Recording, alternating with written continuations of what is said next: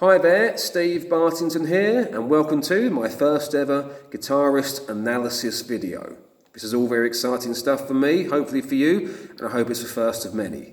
We are going to begin the series by talking about the late, great George Harrison, or more specifically, his 1970 masterpiece, All Things Must Pass. Now, some would argue that an analysis video like this is in fact redundant, because a quick inspection of the back cover reveals, it says here, that this copyright is owned by EMI. Now, EMI are a record label, a big one. They are a major corporation.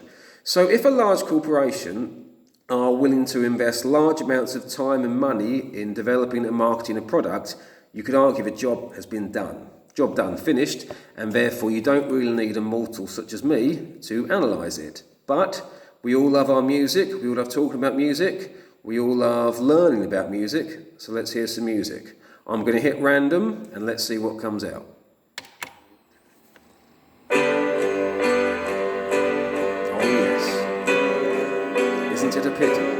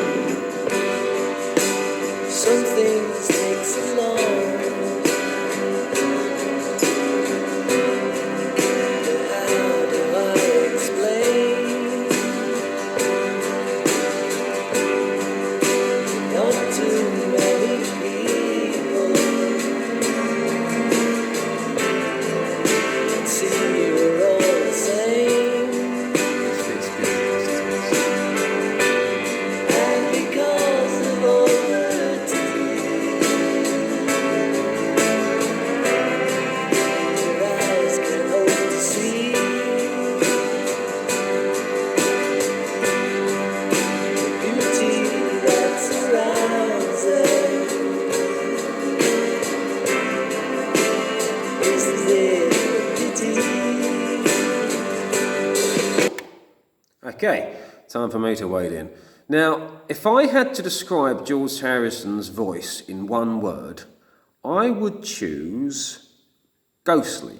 Yeah, some would say melancholy, and I wouldn't argue with that, but if I had to describe his voice in one word, it would be ghostly. It has a haunting quality, perhaps on account of the large echo on recording, perhaps on account of the fact that he's somewhat hoarse. He hasn't got the strongest voice, not a weak voice by any means. And also he's not perfectly in tune, but he's by no means off key. All of that, to me, gives his voice a certain vulnerability, a certain character, which perhaps suits the melancholy nature of the song. Let's talk about the guitars. You've got a picked part on a 12-string electric. You've got at least two acoustic guitars doing the same chords, but they're strumming. They're not picking, they're strumming. And you've also got a piano vamping the same chords as the guitars. It's a nice sound. Even before the drums come in, you've got a nice percussive sound. Now, before the drums come in, you've also got a tambourine, which I think benefits somewhat from the echo. Now, I must speak of the echo before I go on. This was produced by the infamous Phil Spector, famous for his wall of sound. Now, some would say that large cavernous echo gives the song a certain warmth. Some would say it swamps it. It is worth mentioning that in the sleeve notes, George said at the time of the album's reissue that he was tempted to remix the entire thing to remove that echo and free it from its production. Would that have been a good idea? Who knows? I'm not so sure. Now, when the drums come in, you may have noticed there is a certain delay, specifically on the snare. It's also a loud snare. Now, that delay is caused by the fact that there are, in fact, two drummers. This was a popular technique of the time. Certain John Lennon solo singles did it. Certain Alice Cooper songs did it. A certain glam rocker, whose name we can't mention anymore, also did it. And much, much later, there's an Oasis track called Force of Nature that makes great use of double tracking the drums in that way. What I really liked was that a few lines in, he sings a harmony with himself. Now, you may wonder why he chose to sing a harmony part like that himself rather than use a backing singer. Now, what it is, when you get when you get the same singer recording two vocal parts, overdubbing, you also get a certain chorus effect. If you play guitar, you might have heard that slightly spooky sound you get when you use a chorus pedal. That's exactly what he gets there, even though he's singing a harmony part with himself. And I would imagine that explains why he didn't actually use a backing singer and why he overdubbed it himself. Lovely harmony. Also, you've got a descending chord pattern, very Beatlesy, very Kinksy, and again later very Oasisy. I could show you that pattern, but I'm going to let you listen to the song for yourself later on.